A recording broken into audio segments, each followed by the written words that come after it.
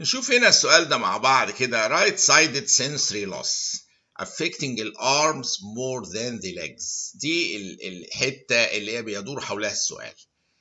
ليجن في البرين مأثر على السنسيشنز، وممكن الموتور سيستم نفس الفكرة مأثر على الارمز أكتر من الليجز. together with right sided homonymous hemianopia. What area in the stroke most likely to be affected؟ يعني is the stroke أقصد مكانها فين الستروك؟ هل anterior cerebral artery ولا middle cerebral artery ولا ال posterior cerebral artery؟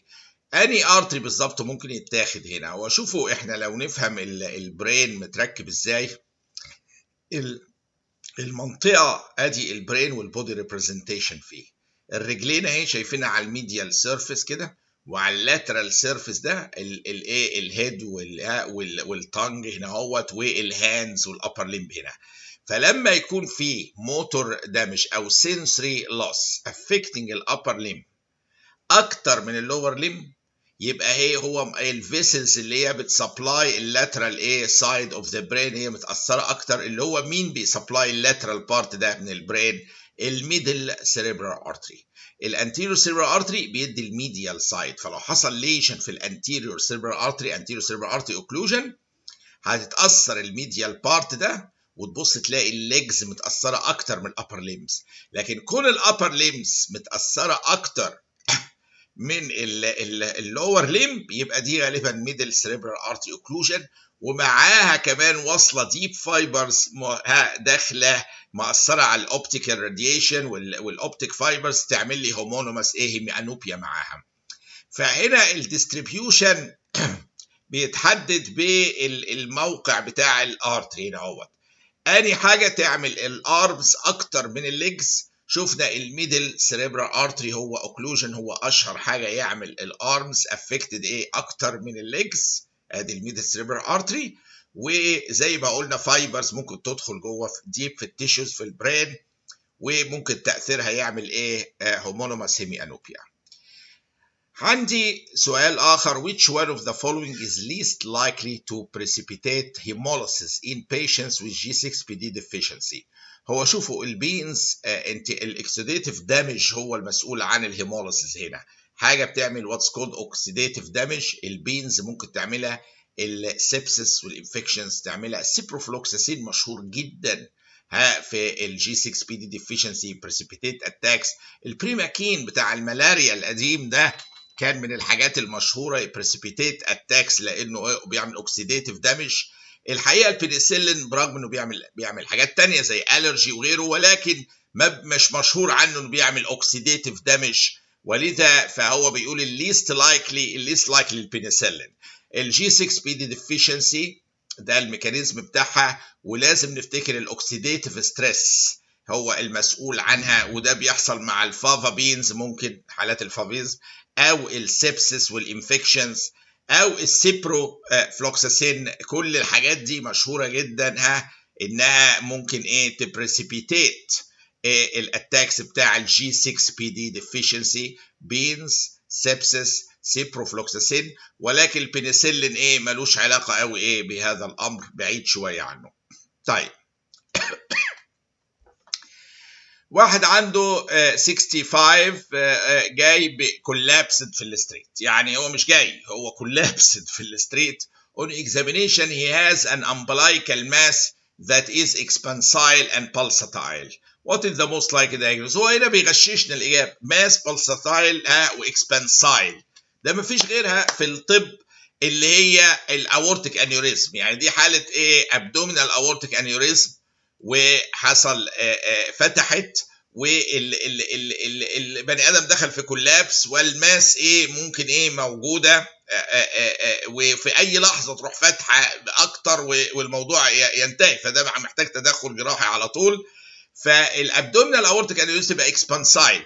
يعني ساعات يحصل مثلا يعني يكون اورجان بيتحرك in front of الاورطه، فده ممكن يبقى بالساتايل يعني في اتجاه واحد.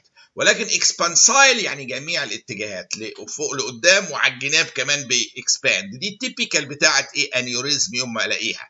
فعيان بيكولابس في الستريت وجاي عندي لاقي اكسبانسايل بالساتايل ماس في الابدومين، دي تيبيكال ايه حاصل رابتشر في او في ابدومينال اورتيك ايه انيوريزم حاصله. وادي ايه شكل الانيوريزم ايه بيبقى كده، وزي ما شفنا بيبقى اكسبانسايل في جميع الايه الاتجاهات. A case of pre-gestational diabetes، يعني واحدة عندها diabetes قبل الحمل وده بقت حامل، is usually controlled أثناء البريجنسي during pregnancy by نديها دايت بس ولا دايت اورال هايبوجلايسيميكس ولا اورال هايبوجلايس. شوفوا يا جماعة من البداية كده الست الحامل دي الانتي انسولين هرمونز ممكن بتعلى فيها وبعد شويه الدايابيتس بيزيد عليها، فمن المهم ان احنا نعمل له جود كنترول، لانه لو فضل الجلوكوز عندها عالي بيأثر على بيعمل في الانفانت بيعمل او الجنين بيعمل هايبر انسولينيميا وبتعمل ايه كومبليكيشنز كتير وتزود الجروث بتاعت كذا تيشو. فتو افويد الكومبليكيشنز دي كلها والماكروزميا وغيره لازم نكنترول الدايابيتس. الاورال هايبوجلايسيميكس في كلام عن بعضها، ممكن احتمالات تيراتوجينيستي زائد انها بتكروس البلاسينتال بارير. امن حاجه ان انا استخدم انسولين ثيرابي ومعاها الدايت لوحدها ما تكفيش ابدا في بريجننسي، لان في اكسترا ستريس وانتي انسولين هرمونز بتبقى عاليه، فمحتاجين انسولين في الكنترول بتاع الدايابيتس عندها. فبنيت شيفت كل حاجه الانسولين لانه مش هيكروس البلاسينتا، مش هيعمل نيونيتال ايه هايبوجلايسيميا. فدي من الميزات اللي فيه ان هو يشتغل على الام، هيظبط الجلوكوز ومعاه الدايت.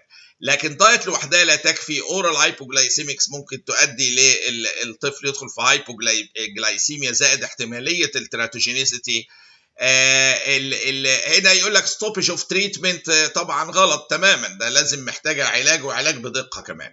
فهذه السيده اللي عندها بري جيستيشنال دايابيتس وبقت بريجننت، اثناء البريجننسي اثناء الحمل بنظبط الموضوع من خلال دايت وانسولين مع بعض.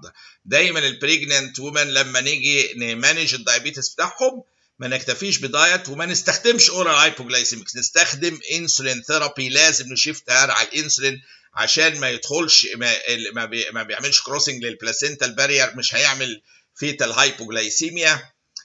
زائد ان هو مش تيراتوجينيك، فاحنا احنا كده في السيف سايد، مش هبقى ايه تماما بعيد عن المشاكل، وقادر اعمل ايه ادجستد كنترول للدايابيتس بدقه قويه جدا، نمنع الماكروزميا والفيتال هايبرجلايسيميا والمشاكل دي كلها.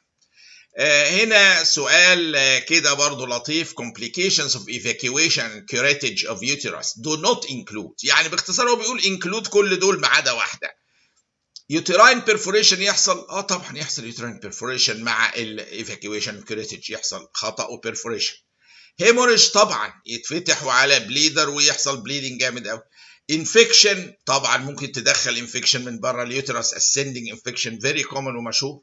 اشرمان سيندروم اللي هي فايبروزس بعد عمليه الكحت تمسك وتمنع تعمل انفيرتيليتي بعد كده، طبعا ممكن اكسسيف فايبروزس داخل يوتراين كافيتي. امنيوتيك باند سيندروم ما ليها علاقه بهذا الموضوع. الامنيوتيك باند سيندروم ده في الجنين، دي حاجه ملهاش علاقه بالدايلاتيشن والكيوريتج او ايفاكيويشن كيوريتج، دي في الجنين. ساعات الامنيون فايبرز منه تطلع وتتلف حوالين الواد من ايديه ورجليه تربطه كده، بتبقى باندز بيسموها امنيوتيك باند سيندروم.